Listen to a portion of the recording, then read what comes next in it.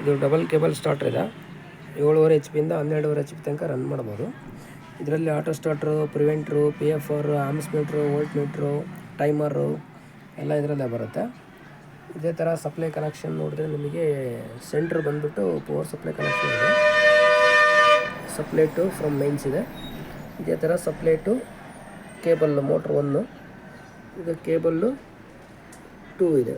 ಇದೇ ಥರ ಇದರೊಳಗಡೆ ನಿಮಗೆಲ್ಲ ಡಬಲ್ ಕೇಬಲ್ದಿರುತ್ತೆ. ಇದು ಅಪ್ ಟು ನಿಮಗೆ 12.5 HP ತನಕ ಹಾಕೊಬೋದು. ಇದಕ್ಕೆ ಅಡಿಷನಲ್ಲಾಗಿ 3 ಫೀಸ್ ಮಾತ್ರ ನೀವು ಹಾಕೋಬೇಕಾಗತ್ತೆ.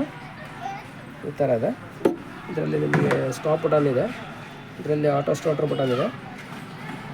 ನಿಮಗೆಲ್ಲ ಇಂಡಿಕೇಟರ್ ತೋರಿಸುತ್ತೆ ಇದರಲ್ಲಿ ಏನೇನು ಪ್ರಾಬ್ಲಮ್ ಇದೆ ಅದಕ್ಕೆ. ಇದೆಲ್ಲ ಡಿಸ್ಪ್ಲೇ ಇರುತ್ತೆ, ಇದೆಲ್ಲ ಸೆಟ್ಟಿಂಗ್ಸ್ ಚೇಂಜ್ ಮಾಡ್ಕೋಬೋದು.